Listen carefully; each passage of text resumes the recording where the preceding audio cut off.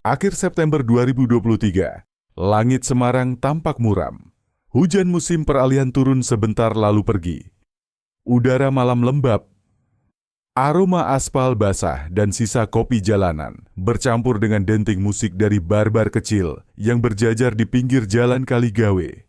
Tapi malam itu, ada satu tempat yang bercahaya terlalu terang, terlalu mewah, hingga membuat orang berhenti sejenak hanya untuk menatap. Namanya Istana Malam. Sebuah gedung berlampu neon biru ungu, menjulang seperti miniatur kasino dalam film-film luar negeri. Di depan pintu kaca, beberapa mobil mewah parkir rapi.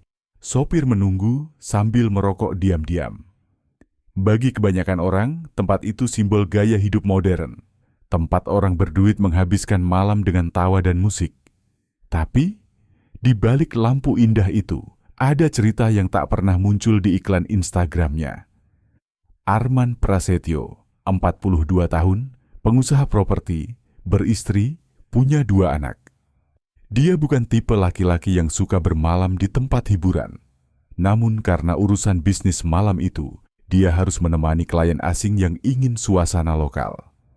Arman menghela napas saat pintu kaca otomatis terbuka. Gelombang musik EDM dan asap rokok langsung menyambutnya. Suara tawa, botol dibuka, dan lampu stroboskop berkedip-kedip menciptakan dunia yang asing bagi laki-laki serius itu. Dia masuk, menyapa resepsionis, lalu duduk di ruang VIP bersama 2 rekan bisnisnya. Segalanya terlihat biasa, sampai matanya menemukan sosok yang tidak biasa. Gadis itu bernama Siti Rahma. Begitu kata pelayan lain ketika memanggilnya. Tubuhnya kecil, kulit sawo matang, rambut hitam lurus terikat sederhana. Tidak terlihat seperti pekerja malam yang terlatih memikat pelanggan. Namun ada sesuatu di mata gadis itu, sesuatu yang menarik perhatian Arman lebih kuat daripada musik dan lampu. Tatapannya besar, jernih, tapi selalu penuh waspada. Seolah setiap suara keras bisa mengancam nyawanya. Ketika tersenyum, senyumnya terhenti di bibir, tidak pernah menyentuh mata. Arman merasa ada cerita di balik sikap diam itu. Sebuah cerita yang tidak terucap. Malam berlanjut dengan tawa palsu dan gelas-gelas berbunyi. Klien tertawa keras. Arman hanya menatap diam. Dan ketika Siti menuang minuman ke gelasnya, di bawah cahaya lampu ungu, lengan gadis itu sedikit tersingkap. Di sana, terlihat jelas bekas lebam keunguan yang hampir pudar, menyilang di pergelangan tangannya. Arman menelan ludah. Dia pernah lihat banyak orang terluka karena hidup, tapi bekas itu bukan bekas jatuh atau terbentur. Itu bekas orang yang pernah disakiti. "Sudah lama kerja di sini, Dek?" Tanyanya pelan, mencoba terdengar santai. Siti menunduk. "Baru beberapa bulan, Pak." Sendirian di Semarang, dia mengangguk lemah, tanpa berani menatap. Arman melihat rasa takut yang tidak bisa dipalsukan. Ia sengaja bersikap ramah, tidak memaksa minum, tidak menyentuh, tidak menertawakan. Sekali 2 kali dia melempar candaan ringan tentang musik tahun 90-an, hanya untuk membuat udara tidak terlalu tegang. Perlahan, Siti terlihat sedikit tenang, meski tetap melirik ke pintu setiap beberapa detik. Ketika malam semakin larut dan acara selesai, Arman berdiri untuk pergi. Ia berjalan ke meja kasir, suara hujan gerimis dari luar mulai terdengar. Dan di sana, dari bayangan lorong, Siti tiba-tiba muncul. Langkahnya cepat, tapi suaranya nyaris tak terdengar. "Pak, kalau Bapak datang lagi, datang sendiri ya." Arman berhenti. "Kenapa?" "Aku cuma ingin cerita sedikit. Tolong, jangan kasih tahu siapa-siapa." Suaranya gemetar, antara takut dan putus asa.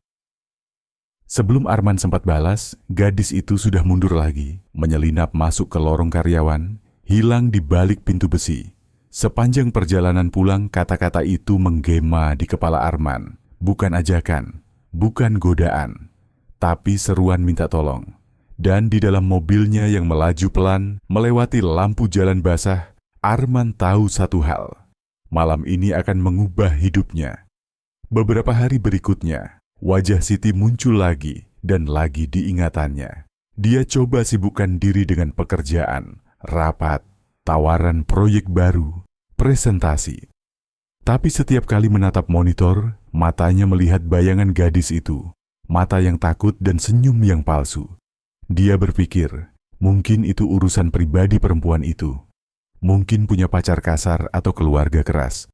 Namun Nurani menolak diam. Ada sesuatu yang tidak wajar.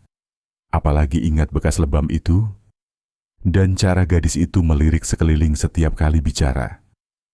Malam ketiga setelah pertemuan itu, Arman bangun dini hari. Dia tidak bisa tidur. Hujan kembali turun, mengetuk atap genteng. Dalam diam, dia berdiri di depan cermin dan melihat refleksi dirinya sendiri. Pria yang selalu percaya pada aturan, pada hukum, pada jarak aman dari masalah orang lain. Tapi malam itu, semua keyakinan itu retak. Karena bagaimana kalau yang terjadi di tempat hiburan itu bukan sekadar hiburan? Bagaimana kalau ada nyawa yang dipenjara di dalamnya? Pagi harinya, Arman mengambil keputusan yang tidak pernah dia bayangkan sebelumnya. Dia akan kembali ke istana malam, sendirian. Bukan untuk bersenang-senang, tapi untuk mendengar cerita yang diminta Siti. Dia menyetir pelan menuju Semarang Timur. Awan gelap masih menggantung di langit. Musik di radio bermain lirih, tapi suara hatinya lebih keras. Ketika mobilnya berhenti di depan bangunan megah itu sore hari, lampu-lampu belum menyala. Gedung yang biasanya ramai tampak sepi, seolah menyimpan rahasia. Arman menghela napas panjang. Ia masuk memesan ruangan kecil dan berkata ke resepsionis, "Tolong, panggil Siti Rahma yang waktu itu melayani saya." Resepsionis terdiam sebentar, tatapannya tajam menilai. Lalu mengangguk pelan, menekan interkom. Beberapa menit kemudian, pintu ruang terbuka. Dan Siti masuk. Wajahnya terkejut melihat Arman, tapi ada juga sedikit senyum lega yang muncul di ujung bibirnya. Arman menyambut dengan suara lembut. "Tenang saja, aku cuma mau dengar." Udara di ruangan itu terasa berat. Detik-detik hening sebelum sebuah rahasia besar terbuka. Dan disitulah, di antara dinding berlapis peredam suara dan lampu neon murahan, kisah seorang gadis bernama Siti Rahma, atau mungkin bukan itu nama aslinya, mulai terkuak, pelan-pelan. Dan akan mengubah segala sesuatu yang Arman percaya tentang dunia malam di kotanya. Pintu ruangan tertutup, hanya tersisa bunyi lembut dari pendingin udara. Arman menatap gadis di depannya. Tubuhnya kaku, kedua tangannya saling menggenggam di pangkuan. Wajah Siti Rahma tampak tegang, tapi matanya akhirnya berhenti bersembunyi. Ada kelelahan di sana, bercampur rasa takut yang menahun. "Mas," bisiknya perlahan, "nama asliku bukan Siti." Arman mengangguk pelan, tidak ingin memotong. "Nama asliku? Nur Aulia. Aku dari Kebumen. Dulu aku pikir datang ke sini bakal bantu keluargaku keluar dari kemiskinan." Suaranya gemetar, dan di antara setiap kata ada jeda panjang yang seolah menahan air mata. "Waktu itu aku lihat lowongan kerja di Facebook," lanjutnya. "Katanya butuh karyawan perempuan buat bagian administrasi karaoke. Kerjanya ringan. Katanya cuma bantu catat pesanan dan layani tamu di meja depan." Ia tertawa kering, tawa yang tidak ada senyumnya. Dijanjikan gaji 5 juta, makan dan tempat tinggal gratis. Aku pikir, mungkin inilah kesempatan. Hari keberangkatannya masih ia ingat jelas. Ia menumpang bus malam dari Gombong, membawa tas kecil dan selembar kertas alamat. Karaoke Istana Malam Semarang. Yang menjemput bukan HRD, bukan manajer, tapi seorang perempuan berusia 40-an dengan dandanan mencolok. Namanya Rina Kartikasari. Belakangan baru diketahui, dia istri dari pemilik tempat itu. Begitu aku tiba, semuanya berubah. Suara Aulia makin lirih. Rina menyambutnya dengan senyum. Tapi begitu sampai di mes belakang gedung, wajah itu berubah dingin. "Dia ambil KTP-ku, HP-ku, dan uang receh di dompet," kata Aulia. "Katanya ini cuma sementara, nanti dikembalikan." Tapi sejak malam itu aku nggak pernah lihat barang-barang itu lagi. Arman menahan napas. Dia tahu arah cerita ini, tapi tidak siap mendengarnya langsung dari seseorang yang masih hidup di dalamnya. Mes itu bukan tempat tinggal karyawan, kata Aulia. Bangunannya kecil, dinding lembab, udara pengap. Di dalamnya ada lebih dari 20 perempuan muda. Sebagian masih remaja, sebagian sudah kehilangan cara untuk menatap masa depan. Pintu besi selalu dikunci dari luar. Setiap jendela ditutup besi las. Setiap malam, mereka dibangunkan pukul 8. Disuruh dandan, make up tebal, baju ketat, sepatu hak tinggi. Yang menolak, dipukul. Yang menangis, diancam. Lalu satu persatu mereka digiring ke ruangan tamu. Dari luar tampak seperti pelayanan karaoke biasa. Tapi bagi mereka, itu ruang kerja paksa. Aulia terdiam lama. Tangan kanannya menggenggam erat ujung roknya, sampai buku-bukunya memutih. Mas Arman, ia akhirnya berkata pelan, di dalam sana kami tidak dianggap manusia. Ada jeda panjang, udara di ruangan serasa membeku. Mereka dipaksa tersenyum, dipaksa minum, dipaksa menuruti setiap permintaan pelanggan. Kalau kami menolak, suami Rina, orang-orang panggil dia Bambang Sembilan, yang datang. Julukan itu bukan tanpa alasan. Salah satu jarinya hilang, katanya akibat berkelahi. Dia dulu preman pelabuhan, Mas. Semua orang takut. Kalau dia marah, gak ada yang bisa nolong. Arman menunduk. Tangannya mengepal diam-diam. Dia ingin marah, tapi tahu gadis itu masih bicara, masih berusaha menumpahkan beban. Pernah suatu malam, lanjut Aulia, temanku yang baru, namanya Maya, dipukul karena nolak disuruh minum bareng pelanggan. Kepalanya dipukul pakai botol air mineral. Darahnya netes, tapi disuruh tetap kerja. Suaranya serak. Kami cuma bisa diam, karena kalau ikut bantu nasib kami bisa sama. Arman menggeleng pelan. Dia tidak lagi memandang Aulia sebagai korban acak, tapi sebagai saksi dari sesuatu yang jauh lebih besar. Kemudian gadis itu menarik napas panjang. Mas, yang paling parah bukan itu. Tatapannya kosong ke dinding. Beberapa bulan lalu, ada 2 gadis baru.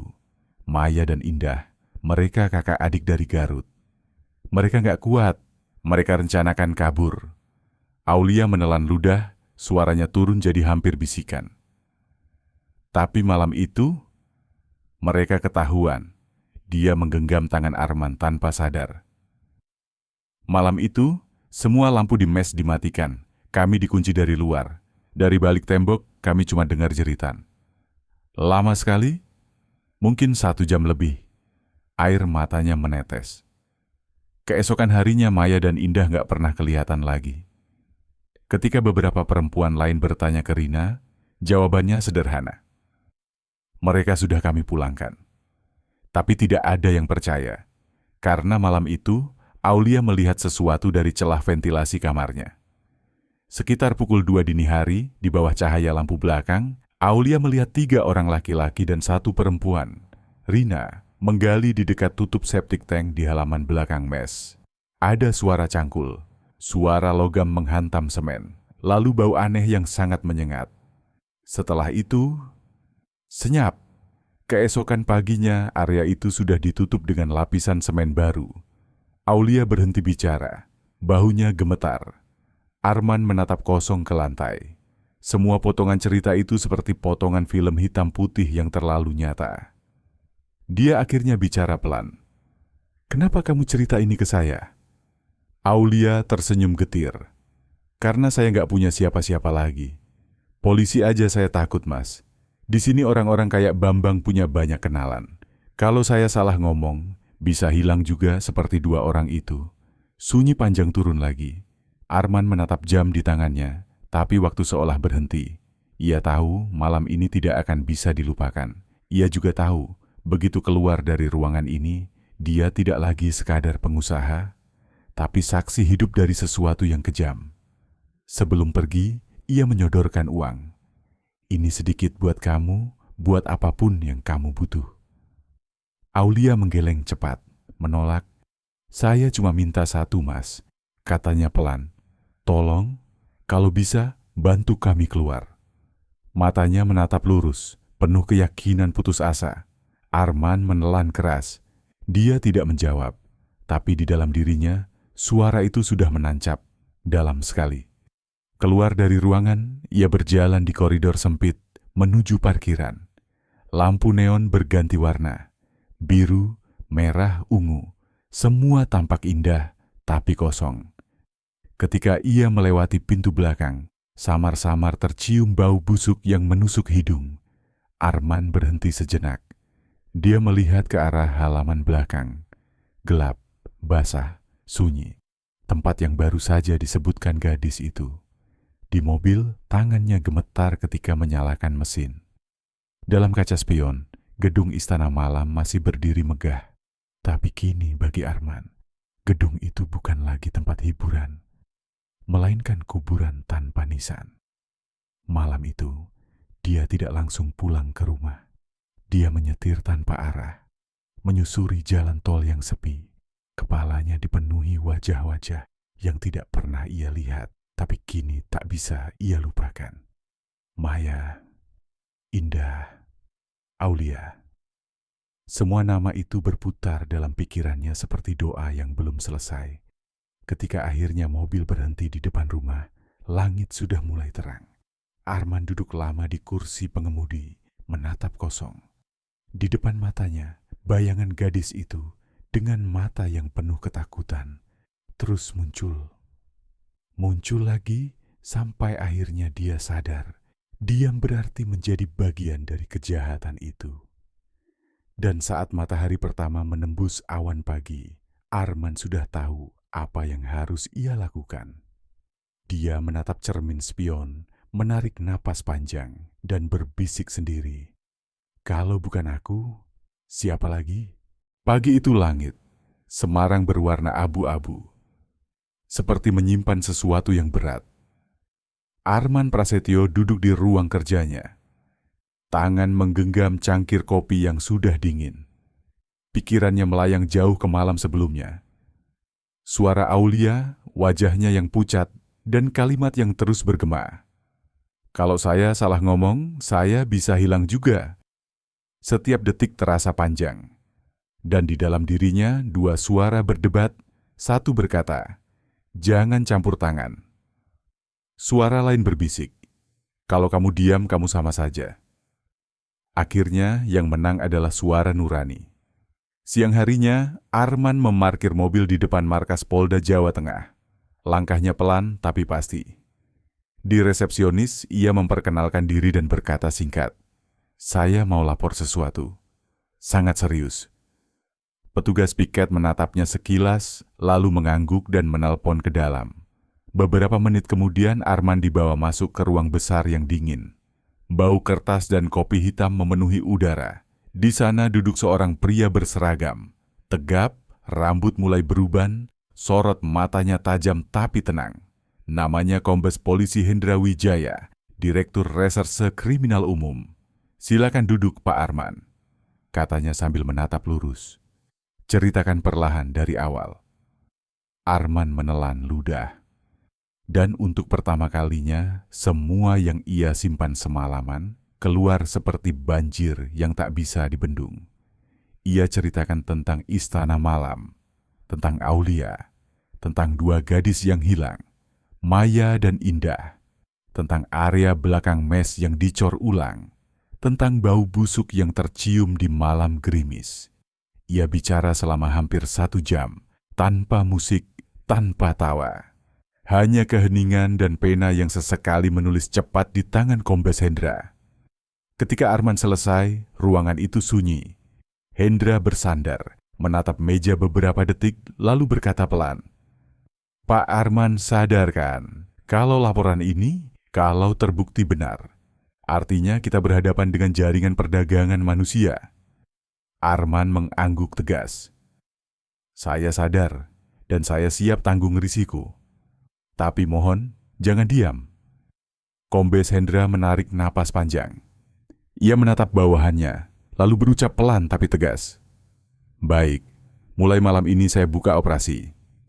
Beberapa jam kemudian, di ruang briefing tertutup, papan tulis putih penuh coretan. Tulisan besar di tengahnya. Operasi rahasia 930S. Angka itu diambil dari tanggal laporan dan inisial Semarang.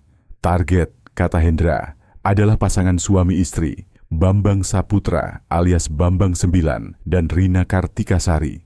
Dugaan, eksploitasi perempuan, penyekapan, dan kemungkinan pembunuhan. Petugas lain berdiri di sekeliling. Sebagian menulis cepat, sebagian menatap layar laptop yang menampilkan foto-foto satelit bangunan karaoke. Langkah pertama, ujar Hendra sambil menunjuk peta. Kita kumpulkan semua data. Siapa pemilik sah bangunan, siapa booking mereka, aliran dana, siapa pelanggan tetap. Ia berhenti sejenak, lalu menatap dua petugas muda di pojok ruangan. Dan langkah kedua, infiltrasi. Suasana ruangan langsung berubah tegang. Hendra menatap ke arah dua orang itu. Seorang pria berwajah keras tapi berkarisma, Ibda Fajar Santoso, dan seorang perempuan berwajah lembut tapi matanya penuh api, Bribtu Rani Suryani. Fajar, kamu masuk dari depan. Kamu akan berperan sebagai pengusaha muda dari Jakarta yang ingin buka usaha hiburan. Kamu kaya, arogan, dan senang pesta. Fajar tersenyum tipis. Peran lama saya itu, Pak. Beberapa orang tertawa kecil, tapi Hendra menatap tajam. Isyarat bahwa misi ini bukan lelucon. Rani, lanjut Hendra. Kamu masuk dari belakang. Kamu jadi gadis kampung, datang cari kerja, polos, takut, dan mudah diatur. Kamu harus masuk mes, jadi bagian dari mereka. Semua mata menatap Rani. Dia hanya mengangguk, bibirnya tegas tapi wajahnya tenang. Saya siap, Pak. Malam menjelang. Kedua teringgala itu mulai latihan cepat. Cara berjalan, cara bicara, cara berpakaian. Fajar mengenakan kemeja mahal, arloji mengilap. Mobil sewaan merek Jerman. Rani memakai kaos sederhana, celana panjang kusam, dan ransel kecil berisi pakaian murahan. Mereka tahu, sekali masuk, tidak ada ruang untuk kesalahan. Satu tatapan salah, satu kalimat keliru, dan nyawa bisa jadi taruhan. Sebelum keberangkatan, Kombes Hendra memberi pengarahan terakhir. Mulai malam ini, semua komunikasi lewat kode. Kalau kalian butuh bantuan darurat, gunakan istilah lagu sedih.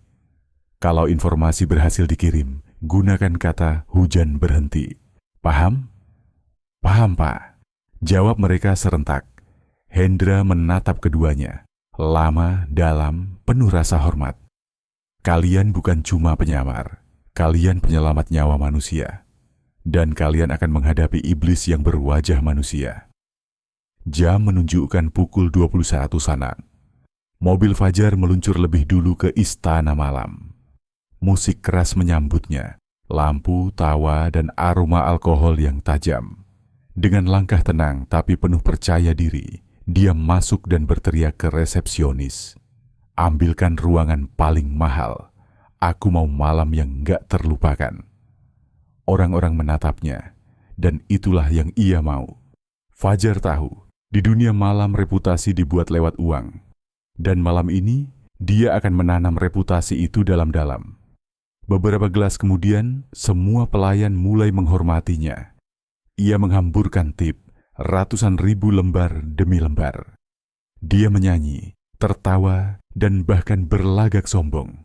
Semuanya bagian dari naskah. Di luar ruangan, kamera keamanan merekam setiap gerakannya. Dan di lantai atas, seseorang mengamati dari balik jendela, Rina Kartikasari. Ia melihat tamu baru itu dengan senyum licik. Orang kaya baru, ya, gumamnya. Suaminya Bambang hanya mendengus. Lihat dulu seberapa tebal dompetnya. Sementara itu, di sisi lain gedung, pintu belakang terbuka pelan. Rani berdiri di sana, wajahnya setengah tertutup kerudung lusuh. Bu, saya dengar di sini butuh pekerja, katanya pada satpam. Suara satpam kasar. Dari mana? Dari Pati, Pak? Punya KTP? Dia menyerahkan KTP palsu yang sudah disiapkan. Satpam memandangi sebentar, lalu menelpon seseorang di dalam. Tak lama, Rina sendiri keluar. Perempuan itu menatap dari ujung kaki sampai kepala, seperti menilai barang dagangan. Bisa kerja bersih? Bisa, Bu. Bisa nurut? Rani menunduk, pura-pura takut. Insya Allah, Bu. Rina tersenyum puas. Baik, ikut aku. Mereka berjalan melewati lorong sempit ke arah belakang gedung. Udara berubah. Dari aroma parfum mahal menjadi bau lembab dan busuk. Gerbang besi besar terbuka dengan bunyi berderit dan di baliknya, barisan kamar sempit dengan cat dinding mengelupas. Beberapa perempuan duduk diam, sebagian menatap kosong. Di sini kamu tinggal, kata Rina dingin. HP serahkan, KTP juga. Rani berpura-pura ragu. Tapi Bu, itu buat kabar keluarga. Sebelum kalimatnya selesai, Rina menampar pipinya keras. Di sini saya keluargamu. Kalimat itu seperti palu yang menghantam udara. Rani menggigit bibirnya, menunduk, pura-pura pasrah. Satpam menutup gerbang besi dan bunyi gembok terdengar. Klik, selesai sudah. Dia resmi masuk ke dunia yang tidak mengenal matahari. Malam-malam berikutnya berjalan lambat. Rani belajar setiap pola. Jam makan, jam penjaga patroli, siapa yang paling galak, siapa yang sering menangis. Ia pelan-pelan mendekati Aulia, gadis yang sudah ia kenal lewat cerita Arman. Mereka berbagi makanan, berbagi cerita kecil, sampai akhirnya Aulia mulai percaya. Dan disitulah perlahan kebenaran yang lebih gelap lagi terkuak.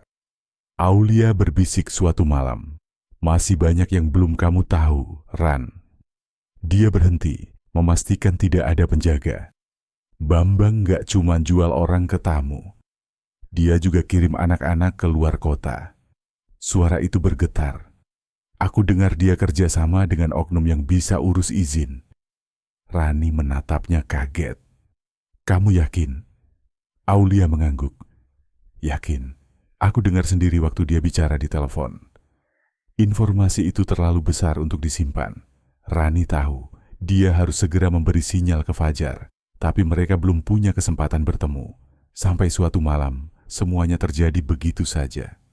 Rina masuk ke mes dengan wajah sumringah. Besok malam, semua gadis baru ikut ke ruang VIP. Ada tamu spesial dari Jakarta, katanya. Aulia menunduk, matanya berkaca. Dan Rani tahu, tamu itu adalah Fajar dalam penyamaran. Malam yang ditunggu datang. Fajar sudah duduk di ruangan mewah di lantai 3, dikelilingi cahaya lampu ungu dan botol-botol mahal. Di luar, Rani menunggu di lorong bersama gadis-gadis lain, pura-pura menunduk. Jantungnya berdetak cepat. Begitu pintu dibuka, mereka masuk berurutan. Fajar berpura-pura tidak mengenalnya, hanya melirik sekilas. Dan disitulah permainan mulai. Saat suasana mulai riuh, Fajar sengaja menjatuhkan gelas, menimbulkan sedikit kekacauan. Rani langsung meraih kain pel dan mendekat untuk membantu. Dalam gerakan cepat, tanpa menoleh, ia berbisik nyaris tak terdengar. Mes belakang. 2 korban hilang, di bawah septic tank. Semen baru. Fajar hanya diam, tapi jantungnya berdegup keras. Dia menegakkan badan, tersenyum lalu berkata keras ke DJ ruangan. Bro, ganti lagu? Yang sedih sedikit, aku lagi mellow malam ini.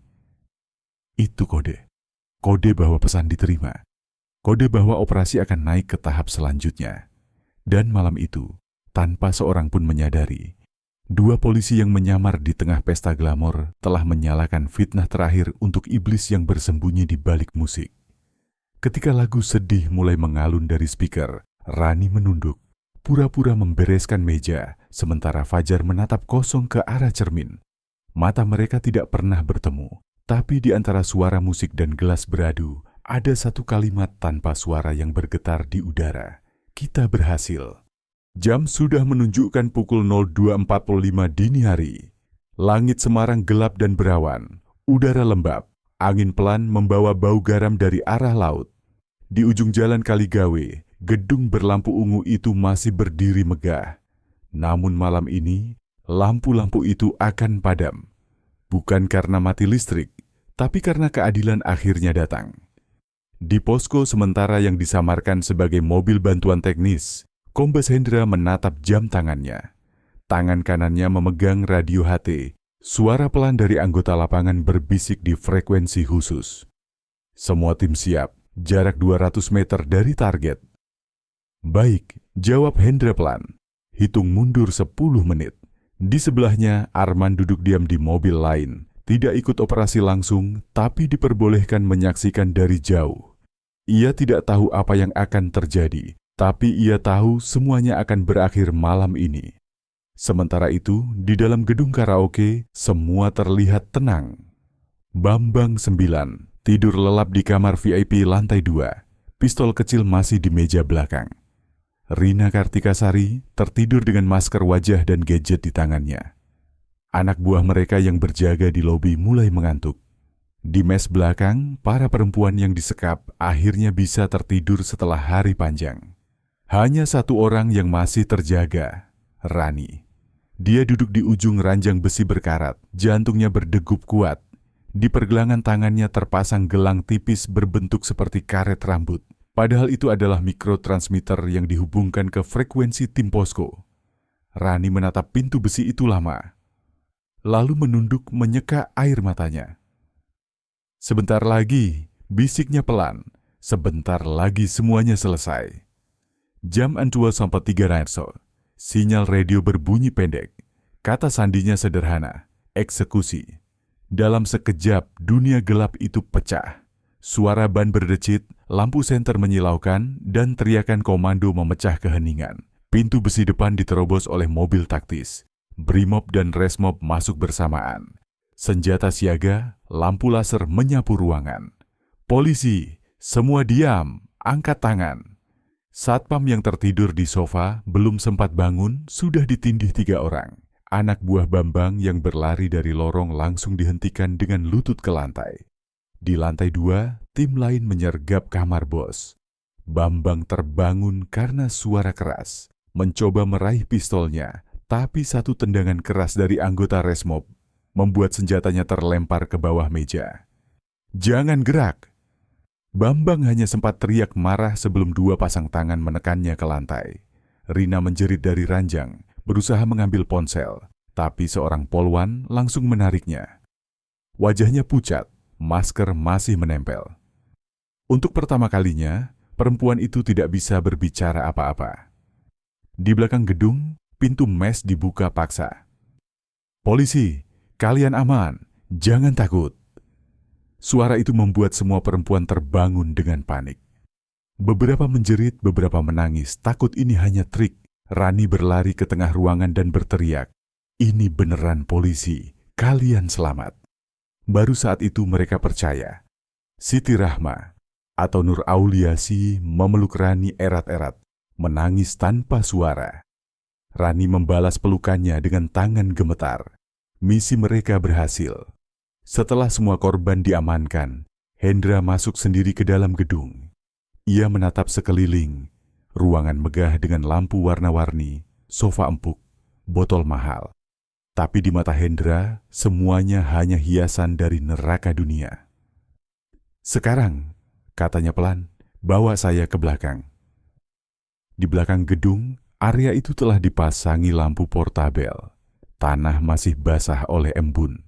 Dan di tengah halaman ada titik yang terlihat berbeda. Lapisan semen baru yang lebih cerah daripada sekitarnya. Ini lokasinya, Pak. Lapor Rani masih dengan napas terengah. 2 gadis hilang kemungkinan di bawah sini. Hendra mengangguk pendek. Baik, kita bongkar. Suara gergaji beton mulai berdengung. Cahaya lampu bergetar setiap kali mata bor menyentuh semen. Bau debu dan solar bercampur. Setiap orang menahan napas. Beberapa menit berlalu, kemudian tiba-tiba bau busuk yang sangat kuat menyembur keluar dari celah beton yang retak. Bau itu terlalu akrab bagi siapapun yang pernah bekerja di TKP kematian. Salah satu anggota SAR menutup hidung, berbisik pelan, "Ya Allah." Ketika lapisan beton akhir terangkat, pompa lumpur dinyalakan. Cairan hitam dihisap keluar pelan-pelan, dan di dasarnya tampak sesuatu yang tidak ingin dilihat siapapun. Potongan tulang manusia. Dua kerangka dalam posisi miring, masih ada sisa kain di tulang lengan. Salah satu terlihat memeluk yang lain. Mungkin saling berpegangan sebelum nyawa mereka dipadamkan. Semua orang diam, tidak ada yang bicara selama beberapa detik panjang itu. Identifikasi, perintah Hendra pelan, tim forensik mengambil foto, mengukur kedalaman, mengumpulkan sampel. Malam itu laporan singkat dikirim langsung ke Jakarta. Keterangan sementara, dua korban perempuan, perkiraan usia 18-23 tahun, sama dengan deskripsi Maya dan Indah. Di sisi lain, Bambang dan Rina duduk di kursi plastik dengan tangan terborgol. Wajah mereka pucat, keringat dingin mengalir meski udara dini hari sangat dingin. "Pak, kami cuma usaha hiburan, Pak." Suara Bambang gemetar. Hendra menatap tanpa emosi.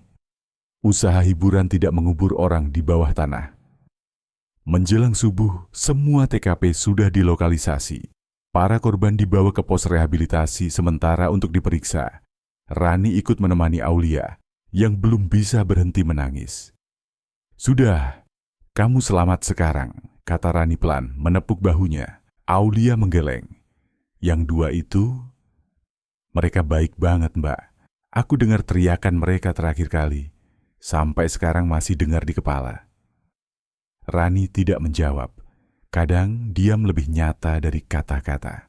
Saat matahari pertama muncul di ufuk timur, gedung Istana Malam telah penuh dengan garis kuning. Wartawan mulai berkumpul di luar. Kamera berderet. Judul-judul berita mulai muncul. Penggerebekan dini hari di Semarang. Polisi temukan dua kerangka di bawah gedung karaoke. Tapi bagi Hendra, ini belum selesai. Masih ada berkas, bukti dan pengakuan yang harus dikumpulkan. Di ruang interogasi sore harinya, Bambang 9 duduk membungkuk. Cahaya lampu putih menyorot wajahnya yang pucat. Hendra meletakkan dua foto tulang di depannya. "Lihat baik-baik," katanya datar. "Masih mau bilang gak kenal?" Bambang menatap foto itu lama. Tangan yang tadi menggenggam kini gemetar. Setetes keringat jatuh dari dagu. Lalu pelan-pelan ia berkata, Saya nggak berniat. Itu cuma kecelakaan." Hendra menatap tajam. Dua korban dihantam, dikurung dan dikubur di septic tank bukan kecelakaan, Bambang. Rina yang duduk di kursi lain mulai menangis. "Saya nggak ikut apa-apa. Saya cuma urus uang." Hendra menepuk mejanya pelan. Uang itu mengalir dari hasil air mata perempuan-perempuan itu. Sunyi lagi, hanya suara jam dinding yang terdengar. Malam berikutnya Arman datang ke Polda untuk melihat hasil akhir. Ia tidak diperkenankan masuk ruang interogasi, tapi Hendra menemui dia di lorong. "Pak Arman, tanpa laporan Anda, mereka mungkin masih terkurung sampai sekarang." Arman menatap tanah. "Saya cuma lakukan apa yang harus." Hendra mengangguk. Tapi tidak banyak orang yang berani. Beberapa hari kemudian, gedung Istana Malam resmi disita. Papan besar dipasang di depan pintu.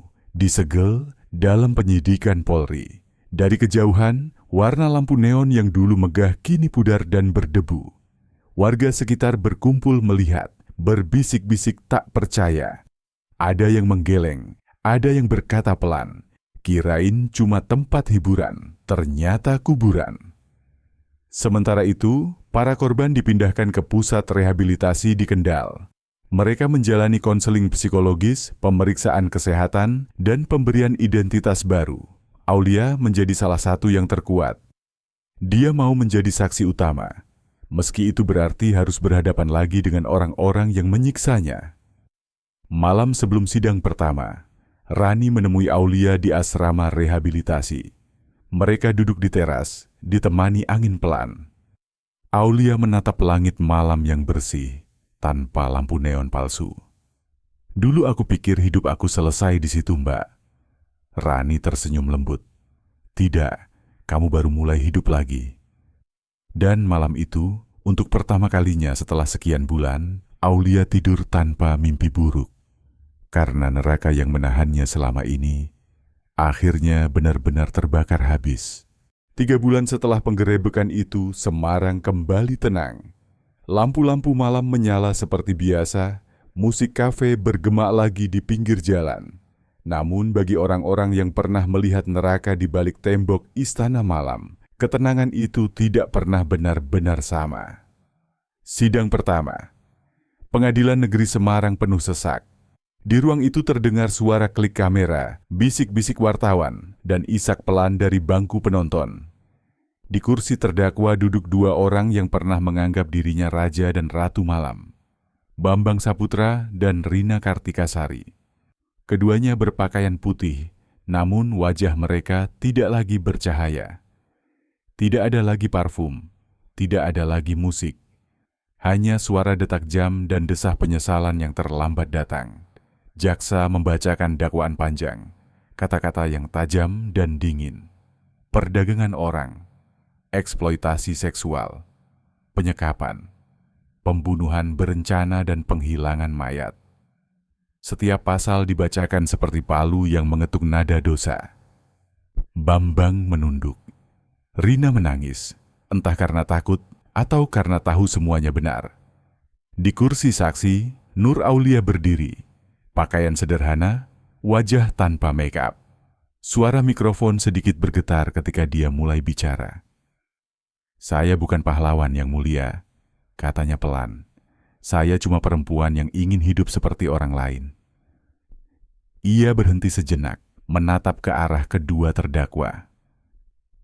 "Yang mereka lakukan bukan cuma ambil uang kami. Mereka ambil harga diri kami." Ruangan hening. Hanya suara isak pelan dari beberapa korban lain yang duduk di belakang. Ketika hakim meminta Aulia menjelaskan tentang malam penggerebekan, dia menatap lantai. Mengingat suara besi, bau lumpur, dan 2 teman yang tidak pernah pulang. "Kalau mereka masih hidup, saya pasti peluk mereka hari ini," katanya lirih, "karena mereka yang pertama berani melawan." Di sisi lain, Arman Prasetyo duduk diam di barisan penonton. Ia tidak ingin masuk dalam sorotan kamera, tidak ingin disebut pahlawan. Namun setiap kali nama Aulia disebut, ia menunduk dan menatap tanah. Di sanalah ia tahu, keputusan datang ke polisi hari itu bukan kesalahan, itu penebusan. Kesaksian terakhir datang dari Bribtu Rani Suryani dan Ibda Fajar Santoso. Mereka menceritakan penyamaran mereka, kode rahasia, dan detik-detik mereka menyaksikan sendiri betapa mudahnya kejahatan berjalan di balik topeng hiburan. Fajar bicara dengan nada tenang. "Kalau kami lengah 5 menit saja, mungkin sudah tidak bisa keluar hidup-hidup." Rani menambahkan, "Yang kami lihat di dalam itu bukan hiburan, tapi penjara dengan lampu warna-warni." Hakim menatap keduanya lama, lalu mengangguk pelan. 3 bulan sidang berjalan.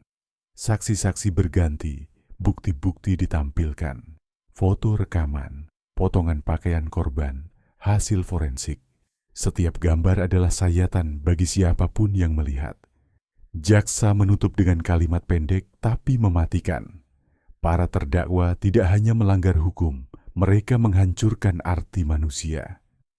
Hari putusan tiba. Hujan tipis turun sejak pagi. Seolah langit pun ingin membersihkan kota. Ruang sidang penuh, kamera televisi menyala. Semua mata tertuju pada meja hakim. Dengan suara tenang namun tegas, Ketua Majelis Hakim membacakan amar putusan. Menyatakan terdakwa Bambang Saputra dan Rina Kartikasari terbukti secara sah dan meyakinkan bersalah melakukan tindak pidana perdagangan orang, eksploitasi, dan pembunuhan berencana. Menjatuhkan hukuman penjara seumur hidup kepada terdakwa Bambang Saputra dan hukuman 20 tahun penjara kepada terdakwa Rina Kartikasari. Suara palu mengetuk 3 kali. Tok, tok, tok, dan semua mata tertunduk. Di luar gedung pengadilan ratusan orang berkumpul. Beberapa aktivis membentangkan spanduk, keadilan untuk korban perdagangan orang. Wartawan berlari, mikrofon menyodok ke segala arah. Namun di antara keramaian itu, Arman berdiri diam. Hujan mengenai pundaknya, membasahi rambutnya. Ia melihat langit dan berbisik pelan. Sudah selesai, setidaknya untuk mereka. Malam itu di asrama rehabilitasi, Aulia mendengar berita putusan dari radio kecil. Dia menangis, bukan karena sedih, tapi karena beban yang menahan dada selama berbulan-bulan akhirnya terangkat. Ia mengambil buku tulis kosong dan menulis satu kalimat pertama. Kalau aku pernah hidup di neraka, berarti aku juga pernah selamat dari sana. Di sampingnya, Bribtu Rani tersenyum. Mau lanjut sekolah lagi? Tanyanya. Aulia mengangguk pelan. Aku mau belajar hukum, supaya nggak ada lagi yang kayak aku. Sementara itu, Fajar menulis laporan akhir operasi. Kertas-kertas berserakan di meja, lampu kantor menyala redup. Di pojok laporan itu tertulis, Operasi 1930S, status selesai. Tapi di bawahnya, tangan Fajar menulis sendiri tanpa perintah. Tidak ada yang benar-benar selesai. Selama masih ada orang yang bisa dijual, perang ini belum berakhir. Beberapa bulan kemudian, gedung bekas karaoke itu dibongkar. Tanahnya akan dibangun menjadi ruang publik dan pusat pelatihan perempuan. Ketika alat berat menghancurkan tembok terakhir, debu berterbangan di udara, dan di antara debu itu terdengar suara orang berbisik, "Semoga mereka tenang di sana." Hendra berjalan perlahan meninggalkan lokasi. Ia sudah menangani banyak kasus, tapi tidak pernah yang semenyentuh ini. Kadang, katanya kepada wartawan, kejahatan terburuk bukan yang terjadi di tempat gelap, tapi yang berpura-pura terang. Malam hari, Arman berdiri di teras rumahnya. Lampu kota berkelap-kelip jauh di bawah bukit. Di tangannya ada amplop putih, surat dari Aulia. Ia membuka pelan, tulisan tangan itu ragu-ragu, tapi indah. Mas Arman, terima kasih karena percaya sama kata-kataku. Banyak yang ngira aku bohong, tapi Mas tidak. Kalau aku bisa hidup lagi hari ini, itu karena ada orang asing yang berani dengar. Semoga Mas juga tenang, karena aku sudah. Arman menatap langit malam yang cerah. Hujan sudah tidak turun lagi, dan di hatinya, untuk pertama kali dalam waktu lama, ia merasakan kedamaian. Di akhir setiap cerita, selalu ada pesan yang tersisa. Bukan tentang pahlawan atau pelaku, tapi tentang pilihan yang kita ambil saat melihat ketidakadilan. Ada yang menutup mata, ada yang menunduk diam, dan ada yang melangkah. Malam itu di Semarang, seorang pengusaha biasa memilih untuk melangkah. Dan karena itu, puluhan nyawa kembali melihat matahari. Suara angin pelan melewati jendela. Narasi terakhir bergema lembut. Setiap kota punya rahasia. Tapi, jika kita berani mendengarkan suara yang tersembunyi di baliknya, mungkin kita masih punya harapan. Lampu kota berkedip pelan, lalu gelap.